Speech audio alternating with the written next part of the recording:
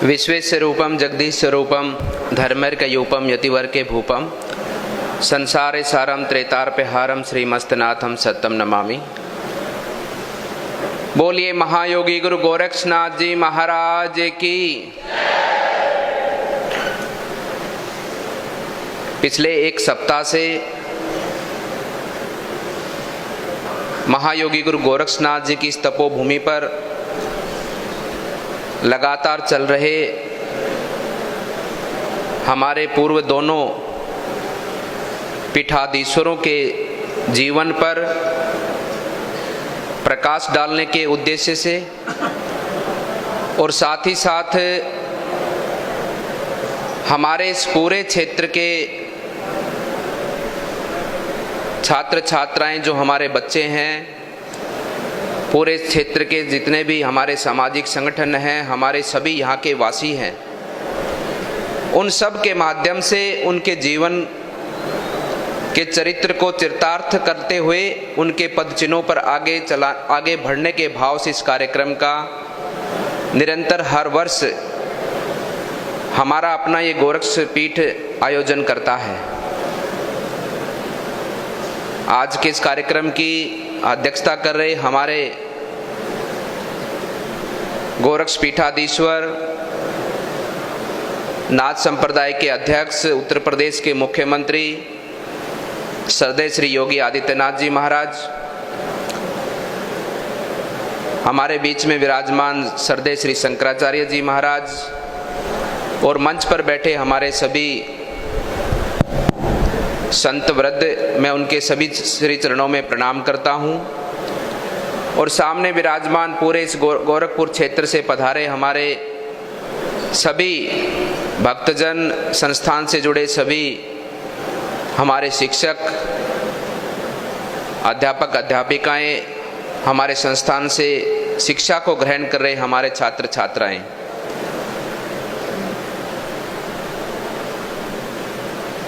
भाइयों बहनों, मैं तो इतना ही आप सबको कहना चाहता हूं कि ये जो स्थान है और इस स्थान पर जो भगवान ने हम सब पर कृपा की है कि किसी ने यहाँ पर जन्म भगवान ने किसी को दिया है और किसी को यहाँ पर जुड़ने का सौभाग्य मिला है।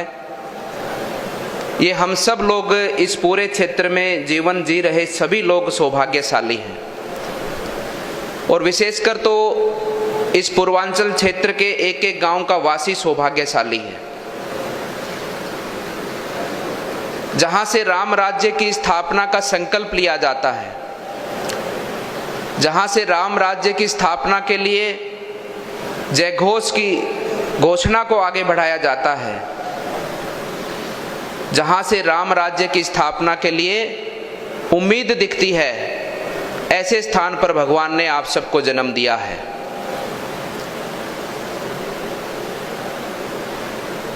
ये पीठ और इस पीठ के जितने भी कार्य, सेवा कार्य, समाज की सेवा के हों, समाज के उत्थान के हों, प्रकृति के उत्थान के हों, धर्म की रक्षा के हों,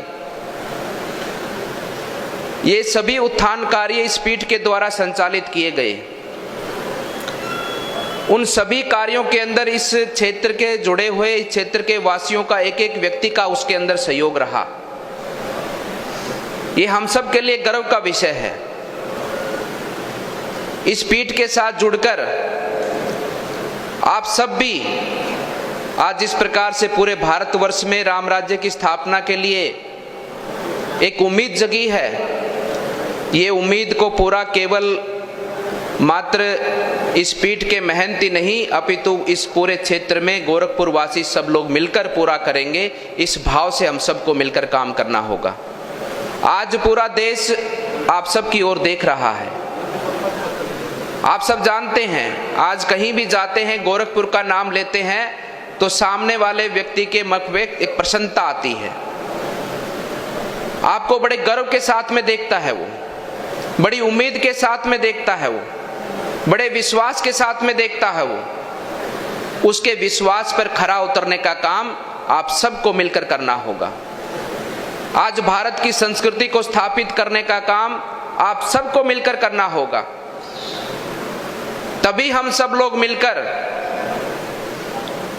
भारत की जनता की उम्मीद और भारत की जनता के विश्वास को हम पूरा कर पाएंगे। ये हम सब का दायित्व है। यहाँ पर सभागार में बैठे हमारे आने वाले पीढ़ी के हमारे होनहार छात्र छात्राओं का विशेषकर दायित्व है। समाज के सभी सामाजिक संगठनों का नेतृत्व करने वाले हर एक व्यक्ति, हर एक संगठन का दायित्व है। गोरखपुर में जन्मे, गोरखपुर की आसपास की पूरी धरा पर जन्मे एक एक व्यक्ति का दायित्व, आपका विशेष दायित्व बनता है कि आज आपसे उम्मीद पूरा भारत रखता है। और मैं मानता हूं कि भारत के साथ साथ में पूरी दुनिया, ये पूरी दुनिया के समग्र जितनी भी सभ्यताएं हैं, सबको आप सबसे उम्मीद है। आप सब देख रहे हैं कि कितना आज दुनिया के अंदर अराजकता का माहौल है, किस प्रकार से दुनिया के अंदर वर्चस्व की लड़ाई है, एक दूसरे को अपने आप से बढ़कर बताने की लड़ाई है। दुनिया में कहीं भी शांति नहीं है। अगर दुनिया में शांति लाने का कोई काम करेगा तो ये सनातन धर्मी करेगा, और सनातन धर्मियों को आगे ले जाने का काम आप सभी गोरखपुर वासियों का है, इस गोरखपीठ का है। इसलिए मैं कहना चाहता हूं कि हम सबको इस गोरखपुर पीठ के उद्देश्य को अपना उद्देश्य मानकर, अपना धर्म मानकर, अपना कर्म मानकर देश की उम्मीदों पर हम सबको मिलकर खरा उतरना है। ये ठीक उसी प्रकार से एक बहुत विद्वान गुरुजन ने अपने शिष्य को ज्ञान दिया, और शिष्य ने गुरु से कहा कि गुरु महाराज, गुरु की भक्ति का अर्थ क्या है, गुरु स्थान का महत्व क्या है। तो गुरु महाराज ने शिष्य से कहा कि वो फल की टोकरी पड़ी है, उसमें से एक सेव उठाकर लेकर आओ। शिष्य सेव लेकर आया और गुरु महाराज के सामने रखा, और गुरु ने शिष्य को कहा कि सेव के 4 टुकड़े करो, अमनिया करो। शिष्य ने सेव के 4 टुकड़े किए। गुरु महाराज ने कहा कि अब इस सेव में से क्या निकला? तो शिष्य ने कहा कि इसमें से बीज निकला। तो गुरु ने कहा कि बीज में क्या है? तो शिष्य ने कहा कि बीज में छोटा सा एक वृक्ष है। वृक्ष में क्या है? तो शिष्य ने कहा वृक्ष में एक बहुत बड़ा वृक्ष है। वृक्ष में क्या है? वृक्ष में कहा कि फल हैं, अनेकों फल हैं, अनगिनत फल है। और उस फल में क्या है? फिर शिष्य ने कहा कि उसमें भी एक बीज है। ठीक उसी प्रकार से उस बीज की भांति एक एक गोरखपुर वासी को, एक एक व्यक्ति को जो गोरखपीठ से जुड़ा है, एक एक सनातन धर्मी को ऐसे पूज्य पवित्र स्थानों से उस आशीर्वाद को ग्रहण करके उस बीज की भांति अपने आप को बीज मानकर हमें पूरे भारतवर्ष के अंदर वृक्ष पैदा करने हैं। और पूरे भारतवर्ष के अंदर हम सबको उस भारत भूमि से जन्मे वृक्ष को पूरे विश्व भर के अंदर उस बीज की भांति हम सबको जाकर इस पूरे विश्व को फलीभूत करना है। इस भाव से हम सबको अपने जीवन को लगाना होगा। अच्छाई बुराई के बारे में हम सब जानते हैं, अच्छा क्या है बुरा क्या है ये हम सब जानते हैं, और मनुष्य जीवन का स्वभाव भी है। आप सब देखते होंगे कि जब हम दुर्गंध के पास से गुजरते हैं तो हमारा मुंह चिड़चिड़ा हो जाता है, हम मुंह बना लेते हैं, अपना नाक बंद कर लेते हैं, मुंह बंद कर लेते हैं कि नहीं कर लेते? ये स्वभाव है मनुष्य का। और ठीक उसी प्रकार से जब हम खुशबू की तरफ से गुजरते हैं तो हमारा मन प्रसन्न हो जाता है, हमारा चेहरा खुशी से झूम उठता है, मन गुदगुदाने लगता है। ठीक उसी प्रकार से अच्छाई और बुराई का कर्म है। अगर हम अच्छा कर्म करेंगे तो हमारा भी मन प्रसन्न होगा, हमारे आसपास का वातावरण भी प्रसन्न होगा। और हम अगर बुरे कर्म करेंगे तो जिस प्रकार से बुदबू को देखकर हमारा मन दुखी होता है, ठीक उसी प्रकार से बुराई के पथ पर चलकर हम सब भी दुखी होंगे और समाज भी दुखी होगा। इस भाव से हम सबको अपने जीवन को लगाना है।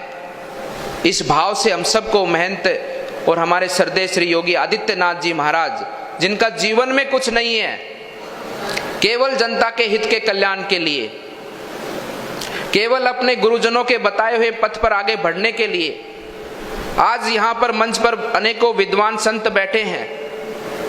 हमारे दोनों महान पुरुष योगेश्वरों के जीवन के अंदर कोई भी छोटा सा मात्र भी किसी भी प्रकार का कोई कर्म में, ना कोई वाणी में, ना कोई भाव में, ना कोई सेवा में छोटा सा भी दोष मात्र नहीं निकाल सकता, केवल निकाल सकता है तो व्याख्या कर सकता है उनके जीवन की। कोई निकाल कर सकता है तो केवल उनके जीवन के अंदर जो उन्होंने सेवा कार्य किए उनका विस्तार कर सकता है, व्याख्या ही उनका जीवन था।